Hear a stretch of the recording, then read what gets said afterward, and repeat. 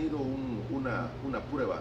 Primero díganos en qué consiste, cuál es el método, si se hacía antes o en qué punto estamos para tener punto de conversación. Con mucho gusto. Esta es una pregunta muy importante la que usted me hace porque me permite aclarar.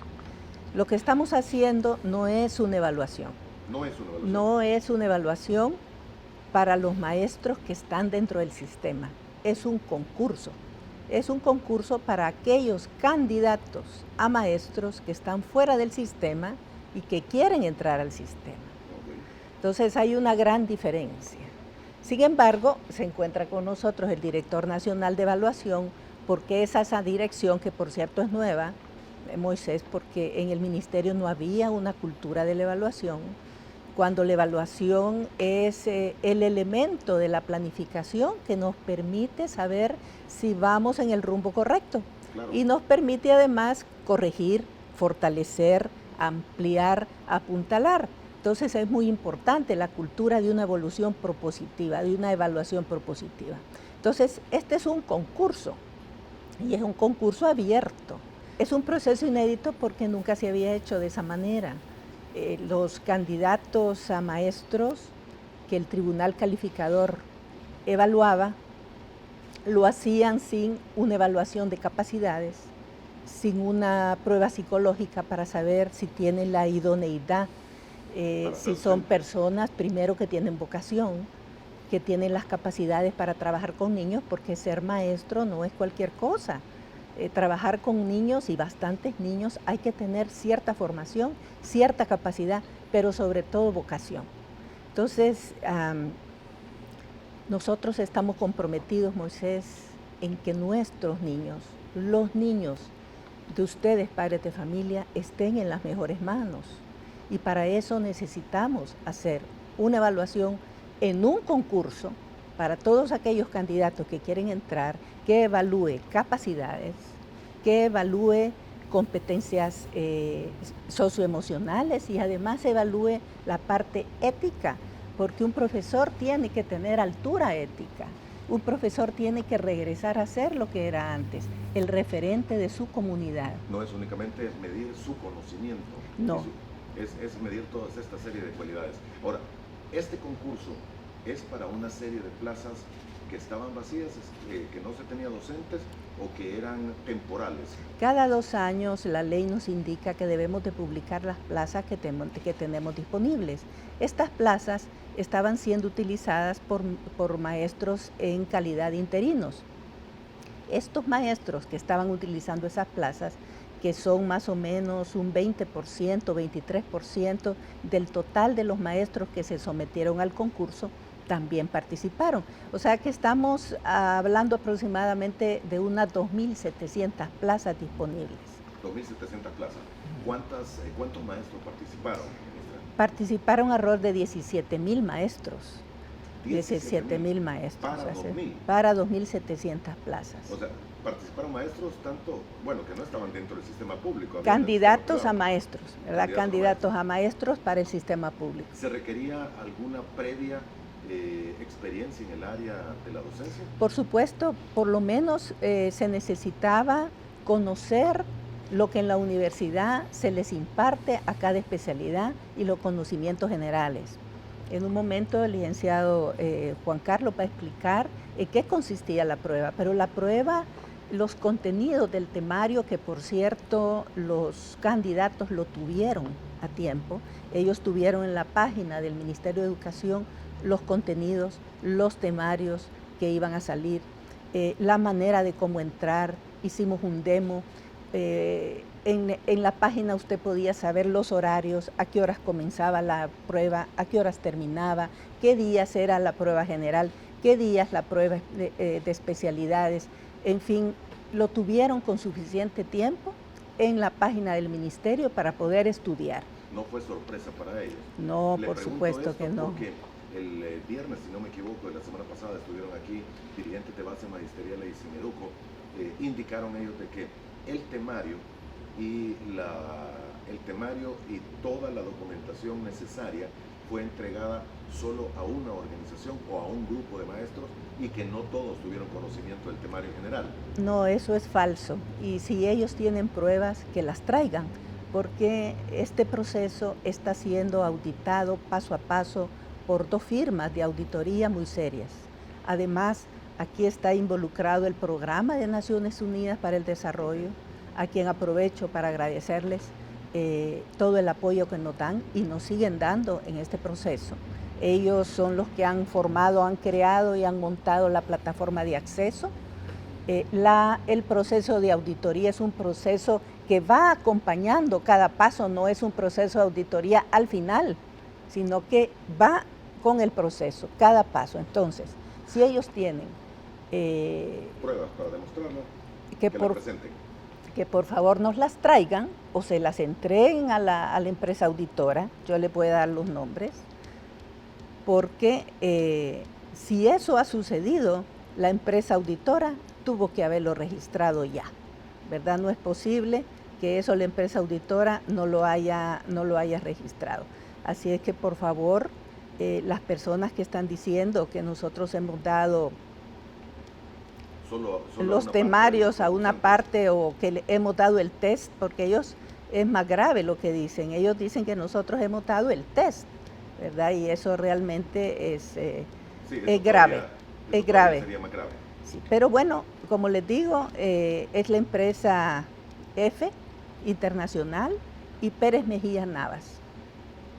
Son las 2 empresas que están auditando todo el proceso. Que están auditando paso a paso el proceso. ¿Estas 2.700 plazas en qué nivel educativo están? ¿Son desde los primeros grados hasta bachillerato? Así es, son todos los grados. Van por generalidad y por especialidad para todos los grados. ¿Para todo el país? Para todo el país, así es. Muy bien. Estas plazas van a estar disponibles y ocupadas por quienes hayan pasado esta evaluación a partir de la calificación de 7. Sin embargo, bueno, el licenciado Fernández va a presentar los resultados generales. Las personas que sacaron la calificación de 7 no nos alcanzan para cubrir la plaza. De 7 hacia arriba no nos alcanza. Es un aproximado de un 20%, entre 18 y 20% de las personas que concursaron. O sea que de los 17,000 y tantos que concursaron, solamente el 18% sacaron la nota de 7. Ahora con las especialidades eso lo hemos podido aumentar un poquito, pero seguimos, sin embargo, sin poder cubrir las plazas. Si nosotros hubiésemos entregado el test a personas de determinada tendencia política, ya hubiéramos llenado las plazas. Pero este es un proceso serio. Moisés, yo no recibo listas de nadie. Y en esto estamos en la misma línea con el señor presidente de la República y la primera dama. Este es un proceso serio. Cuando usted me dice únicamente un 18-20%, hagámoslo parejo, 20%, digamos, que son los que aprobaron. Por sacar un número, de 2.700 plazas, estamos hablando que de 17,000 concursantes, únicamente 540 estarían más o menos. Si gusta, vemos las gráficas para tener una idea más clara. Sin embargo, estamos buscando soluciones, Moisés. Nosotros queremos ver esto desde un sentido propositivo, desde un sentido positivo. La idea aquí no es atacar a nadie, aquí es corregir, ver hacia adelante. Se trata de los maestros que tienen a nuestros hijos, a nuestros nietos en sus manos. Se trata de construir un andamiaje lo suficientemente sólido para que este país camine por el camino del desarrollo. Entonces, esto no tiene dedicatoria, no tiene nombre y apellido. Este es un desafío que se nos presenta a todos como sociedad. Se nos presenta al Ministerio de Educación, a las universidades, que forman a los maestros con la formación inicial, se nos presenta a nosotros en el Instituto de Formación Docente, que por cierto estamos trabajando desde un principio para fortalecer las capacidades de los maestros. Como le digo, los maestros que están adentro, nosotros nos estamos encargando de su formación, de su especialización. Este es un concurso para entrar al sistema, que es diferente. Ok. Licenciado, buenos días y bienvenido. Buenos días. Tengo una de las gráficas que usted nos ha enviado, resultados de la prueba de formación general, número mínimo de aciertos necesarios para aprobar la prueba 2130, ahí está en pantalla. Cuando iniciamos este proceso en el sistema que nos permitió el PNUD, recibimos un total de 18.159 hojas de vida. Después de la revisión documental, certificamos que 17.284 docentes cumplían con la documentación que se exigía inicialmente y fueron las personas que estaban aptas para iniciar las pruebas el sábado 16 de octubre. De estas, el 95.6% ingresó a la plataforma y pudo hacer el examen sin ningún inconveniente. Y en la prueba de formación general, en efecto, el 19.1% de ellos llegó a los 21 aciertos. La prueba en su conjunto estaba integrada por dos etapas. La primera era la formación general, integrada por 30 preguntas. Los docentes, tan pronto finalizaban la prueba, les aparecía el resultado de esta, les aparecía el número de aciertos que habían obtenido. Luego, a partir de la plaza a la que estaban optando, a la especialidad de esta plaza, tenían que realizar el examen de especialidad que correspondía. Quiero manifestar que hay docentes que podían aplicar a todas las plazas, o sea, es decir, el 100% de los docentes podían aplicar a la totalidad de plazas que quisieran y por lo tanto tenían que hacer diferentes pruebas de especialidad. Cada prueba de especialidad estaba integrada por 50 preguntas. Y una vez finalizaba la prueba, automáticamente el sistema le decía al docente la nota obtenida. Ha sido un proceso totalmente transparente, no hemos tenido fallas en la plataforma, como han aparecido en algunos comentarios. La plataforma no se cayó en ningún momento. Como les repito, el 95... No impidió el ingreso tampoco. No impidió el ingreso. De hecho, lo que sí presentaron algunos pocos docentes es que ingresaron tarde a la prueba. La prueba iniciaba a las 8 de la mañana y finalizaba puntualmente a las 11. Entonces, si ingresaban tarde, tenían menos tiempo para realizarla.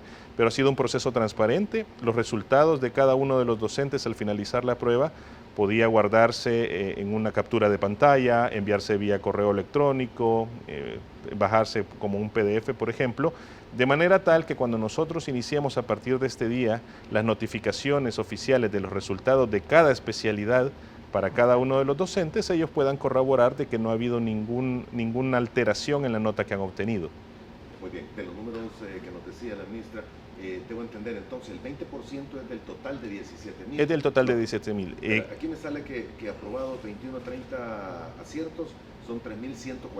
Correcto.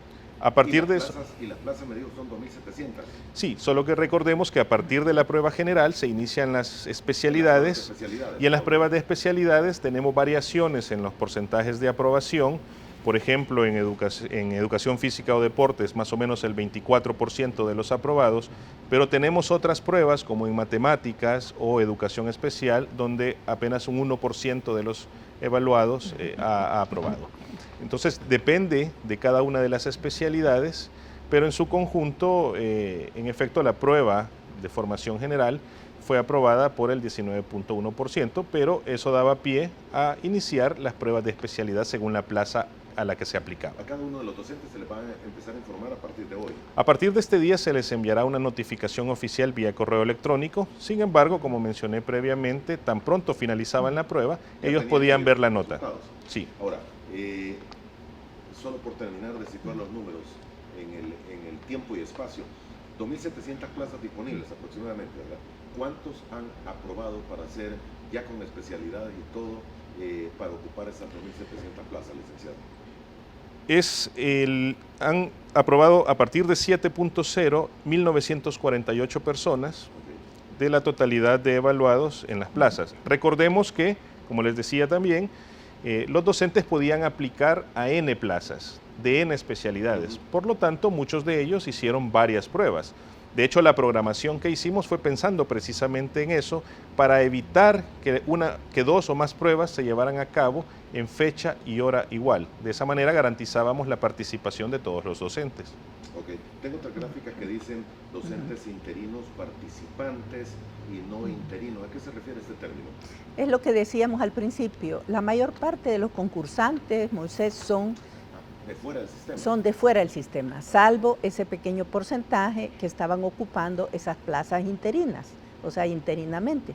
Ellos participaron, si ustedes se recuerdan, hubo todo un debate sobre el tema porque estos maestros querían ser absorbidos de una manera automática. Entonces, que se les absorbiera, ya que algunos señalaban que tenían años dando clases. Así es, y que, bueno, muchos de ellos pues son buenos maestros, sin embargo nosotros creímos que era necesario que se sometieran a la prueba. Lo que hicimos fue darle un punto adicional a aquellos maestros interinos que tenían más de 3 años trabajando, pero sin embargo tenían que pasar las pruebas de conocimiento y la prueba psicométrica, que por cierto todavía no se hace porque viene después de todos los que pasen las pruebas, la prueba general y la prueba de especialidades, que es lo que en este momento estamos terminando, las pruebas de especialidad. Entonces vamos a la prueba psicométrica, que esa sí es presencial, porque otra cosa que no le he contado es que esta prueba la prueba de conocimiento es totalmente en línea. Eso nunca se había hecho, Moisés. Estamos avanzando hacia una nueva era de la educación, de la evaluación y del sistema de ingreso de los maestros al sistema. ¿Hubo la tecnología y los suficientes sistemas de seguridad para poder verificar que quienes realmente estaban haciendo la prueba en línea fueran los maestros y no fuera el hijo, el primo, el tío, el abuelo o alguien familiar? Establecimos un sistema de seguridad que estaba integrado por 3 fotografías, la primera de las cuales se le pedía al docente que colocara su DUI a un costado, más o menos a esta altura, para que nosotros pudiésemos verificar la identidad del docente, además de una segunda fotografía que era sorpresa, en cualquier momento de la prueba podía llevarse a cabo, le tomaba la fotografía, y una tercera cuando se finalizaba. Nuestros equipos en la dirección de evaluación revisan las fotografías para verificar que no haya anomalías como por ejemplo que esté acompañado el docente. De todas formas, la misma prueba está diseñada para que los 30 ítems que aparezcan no aparezcan en el mismo orden. Supongamos que nosotros 3 iniciamos la prueba en este mismo instante, no vamos a estar viendo la misma pregunta en ningún momento. Y las pruebas siempre tienen un número mayor de ítems desarrollados, de manera tal que puedan mezclarse al azar. Por ejemplo, si tenemos una prueba con 50 preguntas, hemos desarrollado para ellas 100 preguntas.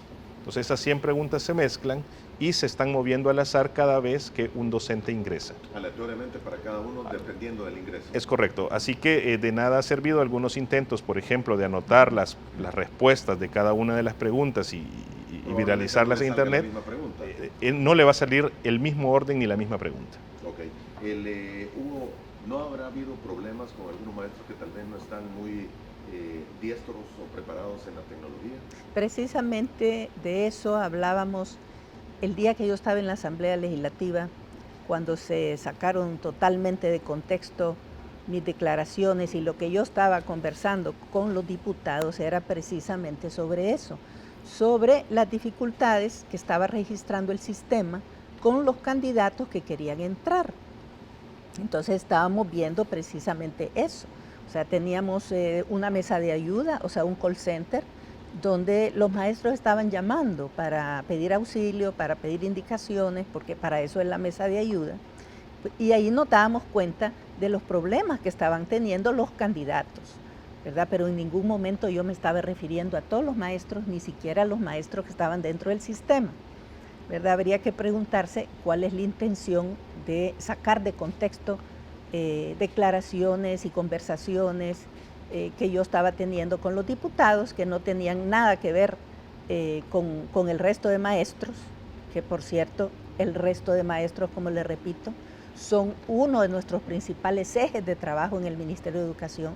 Desde el día que llegamos nosotros empezamos a trabajar para ellos. Durante la pandemia, ellos fueron los primeros que se retiraron a su casa. Los visitamos en sus casas para poderles llevar las computadoras que necesitaban, sobre todo aquellos que tenían enfermedades que los ponían en riesgo. Los formamos en la plataforma de Google Classroom, los seguimos formando en habilidades digitales. O sea, ellos son nuestro principal centro de trabajo y de atención. Tuvieron la preparación necesaria. Así es. Muy bien. Resultados, me dice, se comenzarán a dar a partir de este día. Amigos televidentes que están haciendo algunos comentarios, le leo un par. Los médicos también hacemos exámenes para optar por una plaza en los hospitales públicos, dice Manuel Ortiz. También pruebas psicológicas y la entrevista. Creo que es justo y correcto una evaluación para los docentes. Feliz día y bendiciones. Y también Jacqueline Flores nos dice, pregúntale a la ministra, ¿cuándo mandarán a descansar a los maestros que ya tienen la edad para jubilarse? ¿Es que existe algún plan para separar del sistema a los mayores de edad? Así es, pero este es un plan del gobierno central, ¿verdad? No solamente es para el Ministerio de Educación. Yo creo que este es un tema que en su momento, en el momento oportuno, el presidente de la República y a los funcionarios que corresponden van a anunciar. Ok, pero sí existe un plan en Sí, este sentido. así es. Ahora, se tienen 2.700 plazas, me dice el licenciado, 1.900 aproximadamente son los que han aprobado, y queda una brecha de 800 por cubrir. ¿Qué se va a hacer, ministra? Bueno, lo que haremos es darle una oportunidad a todos aquellos candidatos que sacaron de 6 a 6.9 con un contrato condicionado por un año. Durante ese año, tanto los que sacaron 7 como los que sacaron de 6 a 6.9 van a pasar por toda una formación, por toda una inducción intensiva en el Instituto de Formación Docente. Pero aquellos que sacaron de 6 a 6.9 al final del año van a hacer otra prueba, van a hacer otra evaluación para ver si adquirieron los conocimientos y las habilidades, las competencias que durante la primera prueba no pudieron demostrar. Ese examen, en todo caso, para quienes están entre 6 y 6.9, sería el próximo año. Sería dentro de un Al año, terminar así el próximo año lectivo. Así es. Ok. ¿Tiene usted confianza, ministra, en que la plantilla de estas 2.700 plazas va a ser cubierta por las personas más idóneas? Yo sé que falta todavía la prueba psicométrica, que es en alguna forma mide con quién estamos hablando más en persona y de una forma subjetiva que lo que pudiese ver a través de una prueba a través de una computadora. Sí lo tengo, Moisés, porque el sistema, el proceso ha sido montado con muchísimo cuidado, con mucho profesionalismo. Como le digo, tenemos involucrado al Sistema de Naciones Unidas y tenemos a un equipo que está bajo la dirección del licenciado Fernández, muy competente, a quien yo quiero agradecer su trabajo. Un trabajo muy serio, muy profesional, porque estamos con la firme decisión de cambiar el sistema educativo. Estos resultados lo que nos indican, nos encienden una luz roja, y nos encienden una luz roja a todos. Ahora debemos estar todos del mismo lado, no se trata de estarnos echando las culpas. Esto nos deja en evidencia algo que nos tiene que poner a trabajar a todos del mismo lado, ¿verdad? No es posible que nosotros estemos aspirando a un país que va a entrar a una revolución 4.0 en la tecnología y en todo lo que tiene que ver con el desarrollo y no le estemos poniendo atención al sistema educativo. Esa es la base. Si los cimientos están débiles, nosotros no podemos llevar a los niños, llevar a los ciudadanos al camino del desarrollo. No se puede, es imposible. Ok, Jimmy nos dice, ¿podría preguntarle a la ministra si no le parece justo llenar primero las plazas con los que pasaron con 7 o más la prueba o más a la prueba psicométrica y después llenar con los que tuvieron de 6 a 6.99? Yo me imagino, interpretando la pregunta, que es, habría que tal vez esperar resultados de la prueba psicométrica para terminar de ver si van a ser necesarias bajar esa frontera del 7 al 6. Es que la prueba psicométrica la tienen que pasar de todas maneras, ¿verdad? Es un requisito. No es suficiente tener conocimiento para ser maestro. Okay. Hay que tener idoneidad, hay que saber trabajar con los niños, hay que tener... No se sientan seguros los que ya pasaron. Así es. Porque si la psicométrica no la aprueban, no van. Pero mire, hay un detalle muy importante. La única persona que respondió todas las preguntas. Vi algo que hay por ahí, alguien con 29 de 30. Algo exactamente. Así. Esta persona es un maestro que se formó en la escuela normal. Entonces, ¿qué nos está diciendo eso? Hemos descendido en la calidad, hemos bajado muchísimo en la calidad de la formación inicial. Y para eso estamos trabajando ya con las universidades. Tenemos una hoja de ruta El ministerio en el pasado, Moisés, no había asumido su rectoría, porque es el mismo ministerio quien aprueba los programas sobre los cuales estudian los futuros maestros. Ahora el ministerio está asumiendo su rectoría y la va a seguir asumiendo, y vamos a trabajar de la mano con las universidades para cambiar esta situación que nos están mostrando las pruebas, que como le digo, no son situaciones para culpar a nadie, no son situaciones para señalar, son situaciones para actuar. Tenemos que ver hacia adelante. Porque en la misma, tengo que ir a la primera pausa comercial, pero en la misma línea de las preguntas, y que usted me decía, si hay pruebas, me imagino que es lo que se podría hacer, que la presenten a las firmas auditoras. Alexander Aria nos dice, buenos días, ¿por qué se le practicó la prueba general a miembros de una iglesia en una hora diferente a la establecida por el mismo ministerio? ¿Es cierto esto? Sí, es cierto, el licenciado Fernández puede explicar. En efecto, se llevó a cabo la prueba, eso en cumplimiento del artículo 25 de la Constitución. Recordemos que toda sociedad civilizada reconoce las diferencias religiosas y la neutralidad no implica ignorar esas diferencias. En todo caso, quiero decirle a la población que los maestros que se sometieron a esa prueba posteriormente fueron aproximadamente 100, 105, y los resultados no difieren de los resultados generales. El porcentaje de aprobación fue de 20.8%, no es estadísticamente significativo, y eso se aplicó única y exclusivamente para la prueba de formación general. Formación General. Todas las pruebas de especialidad se llevaron a cabo en el horario establecido. ¿Por qué a ellos sí y a otros no? Recordemos que los adventistas tienen en sus creencias el sábado. Para ellos el sábado inicia cuando se oculta el sol el viernes y finaliza cuando se oculta el sol el día sábado. Entonces, en respeto de esa creencia, nosotros programamos una prueba distinta para ellos y, como repito, no tuvieron ninguna ventaja adicional y los resultados nos lo indican. Una tasa de aprobación muy similar a la tasa de aprobación general. La tasa de aprobación, Moisés, entre los que estaban fuera, nunca habían entrado, los interinos y el grupo pequeño de adventistas es el mismo. No hay mayores variaciones. El grupo de adventistas es mucho más fácil porque por el número reducido de rastrear el resultado, y eso lo tiene la auditoría y va a ser de dominio público. La diferencia entre el avanzo del año pasado y el avanzo de este, bueno, fue, no las preguntas, lógicamente, ¿verdad? Sí. Pero algo así, por lo menos para que los casi bachilleres a este momento, a 4 días de terminar el año lectivo, puedan decir, por ahí nos tenemos que ir preparando, no en temas, sino que en modalidad. La modalidad va a ser similar. Siempre vamos a comenzar por la parte, el análisis psicoemocional de los alumnos, la parte vocacional y por último las competencias y los conocimientos. El tema psicoemocional es muy importante, Moisés.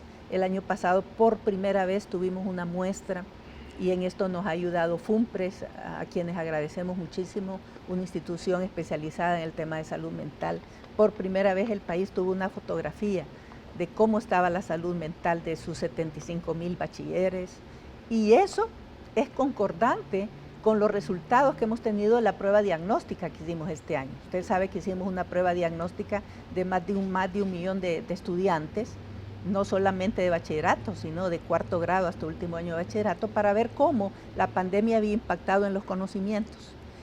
Y la tendencia es la misma, Los niños, los alumnos que presentan mayor nivel de depresión están en las zonas urbanas, y los que presentan mayor nivel de ansiedad están en las zonas rurales, y los que presentan mayor nivel de ansiedad están en los colegios y las escuelas privadas. Entonces, todo eso nos debe de hacer reflexionar. Este año vamos a tener ya un punto comparativo porque ya tenemos la línea de base de Avanzo 2020. Ahora vamos a tener Avanzo 2021 y vamos a poder comparar. Y ver, y para terminar, ya no tengo más tiempo, ministra, solo repítame esto último de urbano, rural, ansiedad y sistema privado. Es que lo que se mide son los niveles primero de depresión, para ver si están en niveles normales. Uno puede estar un día medio triste, ¿verdad? Y hay otros que están en límite y otros que están ya en un nivel al que hay que ponerles atención. Entonces se miden el nivel de depresión, pero también el nivel de ansiedad que tienen los alumnos. Los niveles de ansiedad también pueden ser normales en ciertos momentos, sobre todo porque estamos viviendo una pandemia y por eso lo hemos hecho. Entonces el año pasado era tan importante porque los alumnos habían pasado bastante tiempo en confinamiento. Pero es curioso, y aquí hay muchas hipótesis para profundizar en la investigación. La mayor parte de los alumnos que presentan depresión son alumnos que estudian en los colegios privados y que están en las zonas urbanas. Entonces, creemos nosotros, pero estas siguen siendo hipótesis, que la vida urbana trae otras complicaciones diferentes a la vida rural, ¿verdad? Y lo cual es normal. Sin embargo, desde el sistema educativo nosotros medimos situaciones que a lo mejor se originan no en los centros educativos, sino se originan en la familia y en la comunidad.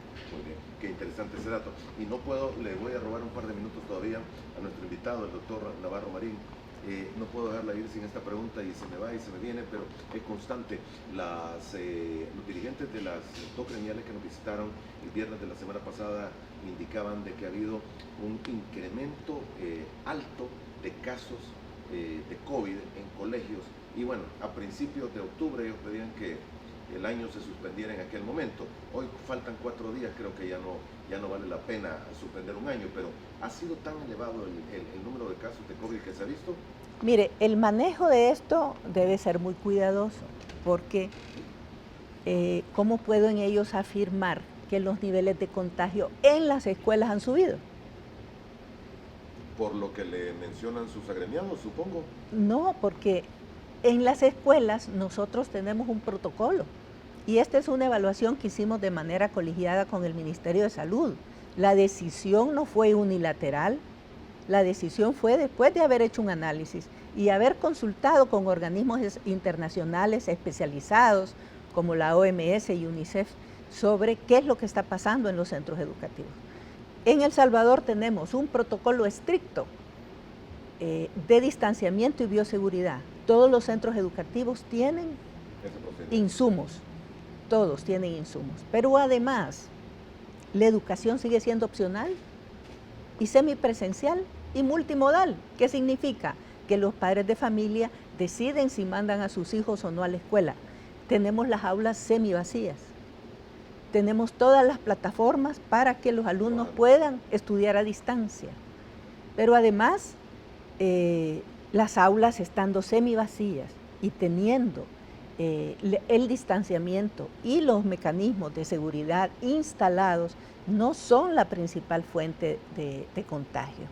Aquí la conclusión a la que llegó el Ministerio de Salud y los organismos con los que consultamos es que los maestros, la comunidad educativa, los administradores circulan por otras áreas de la sociedad. Y ahí los mercados, donde llevan a los niños, los supermercados, los autobuses. Pero después, claro, cuando se les hace la prueba, salen positivos y quieren decir que se contagiaron en el centro educativo. El protocolo lo que dice, que si se detecta un caso positivo en una escuela, sin preguntarle, sin saber a dónde se contagió, hay que cerrar la escuela por 14 días. Entonces, por un caso. Hay que cerrar. Y así se ha trabajado. Entonces, siempre los medios me preguntan, ¿cuántas escuelas están cerradas? Yo les digo, miren, las escuelas se cierran y se abren, se cierran y se abren porque están aplicando el protocolo. Muy difícil saber en el momento cuántas están. Entonces, después de un año en el que hemos tenido a los niños confinados, donde ha habido un impacto en la educación, donde ha habido un impacto en la parte psicoemocional de los niños, cerrar un mes antes era contraproducente. Entonces, la decisión colegiada fue, terminemos el mes así como hemos comenzado.